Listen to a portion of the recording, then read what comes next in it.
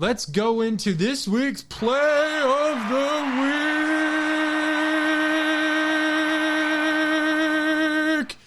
Now, we're going to go back to the finals, and we're going to talk about Pascal Siakam's dunk on Jalen Williams. It was an absolute facial. It was crazy. If you watch this game, you saw how good this dunk was. But for those who missed it, here's what it sounded like in Gainbridge Fieldhouse in Indianapolis, Indiana. So good. Jalen Williams, 16 points, throws it away. Halliburton comes up with it. Cross court, Siakam for the slam.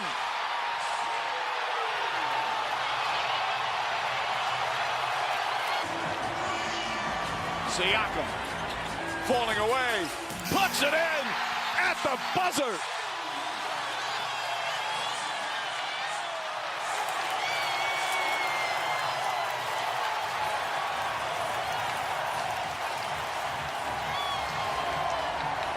Facing elimination, the Indiana Pacers with a dominant first half. Outscore them 36-17 here in the second quarter. Great balanced scoring, terrific defense. And doing it on both ends. And just the steal. Tyrese Halliburton doing it again. Don't call the medic, call the morgue. Having fun out there, smiling.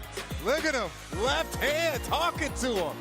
It's a family atmosphere in here, Mike.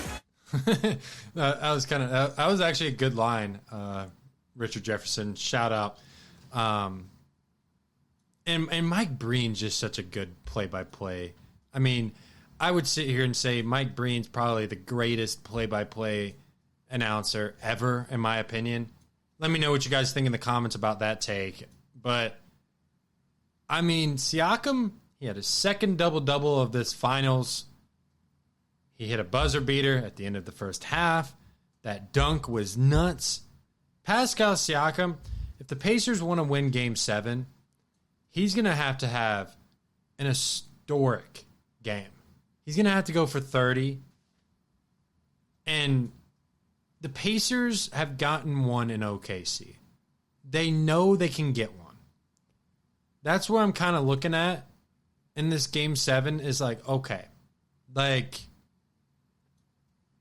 you know, the Thunder are great at home, right? They're 10-2 this postseason at home. They're just a different team. And the Pacers have been good on the road this year, though. That's the thing. And the underdog thing, I don't know. I'm starting to convince myself a little bit that the Pacers could win Game 7 because there's just so much pressure on OKC to win this game. I feel like I don't know if it's just me, but like, I mean, I feel like there's more pressure on the Thunder to win than the Pacers to lose. Like I don't think there's much pressure on the Pacers to win this game, and that's for a Game 7. Like, it might be a crazy take, but, like, there's not a lot of pressure for the Pacers to win because no one expects them to win. I mean, I'm sticking with my pick with minus 345 money line for the Thunder to win because I said in the last podcast that they were going to take Game 7. But like I said, it's going to be a coin toss. But the Pacers could definitely win. They could. They definitely could. And especially Halliburton's getting like 2 full days of rest. And he's going to be better. I mean, he basically didn't play the entire fourth quarter. He basically, he didn't even play most of the second half because the Pacers were winning by so much. That was huge for the Pacers. That's why I'm kind of looking and saying maybe the Pacers can get this one. I wouldn't be shocked. Honestly, I really wouldn't be. If the Pacers can play good defense, rebound the basketball, and Halliburton just keep dishing it to everybody, I mean, they really could. And then the Pacers just need one guy off their bench to go off. Whether that's McConnell, Obi Toppin. I mean, I think Shepherd is bound to have a game where he goes off. He was hitting some shots. I don't know. And Miles Turner, maybe he has a game where he plays better. And I feel like Miles Turner, man, in Game 7, he needs to be more physical with Chet Holmgren. You cannot let Chet Holmgren body you. You just can't. You can't let him affect. Just give Miles Turner the ball on the block and have him post up Chet. I think Miles Turner would eat Chet. He would. Chet's not that strong. Miles Turner is a bigger body. And I feel like Miles Turner's just been playing on the perimeter so much. He's got to get... Miles Turner is the key to the Pacers winning Game 7. Mark my words right here. If Miles Turner plays bad and doesn't rebound and doesn't have a big impact on the defensive end, the Pacers lose this game. But if he does those things I just mentioned, the Pacers win. And the Thunder have to have somebody off the bench. That's not Alex Caruso score the ball. Wiggins, get Aaron Wiggins. Isaiah Joe. Do we have an Isaiah Joe game where he hits a bunch of threes? Where's Hartenstein? He needs to score a little bit more. Chet Holmgren has to score the basketball.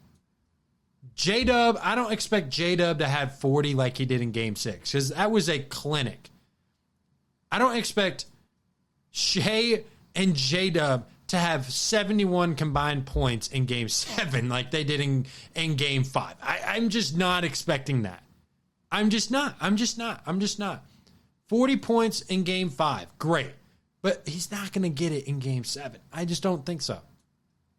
It's got Game 7. I'm sticking with the Thunder just because they're at home. That is literally my only reason. But, I mean, the Pacers can do this. They can do this. And I'll be cheering for them.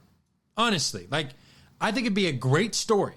You know, I'm from Indiana, so, like, it kind of, even though I'm not a Pacers fan, it kind of hits home for me if they win. It really does. Like, it really does. And this fan base deserves it. Growing up in Indiana, you know, playing basketball the majority of my childhood, that is life there. Basketball is life. I mean, the entire state will show up to that parade. That entire state will show up to the parade. They will. They will.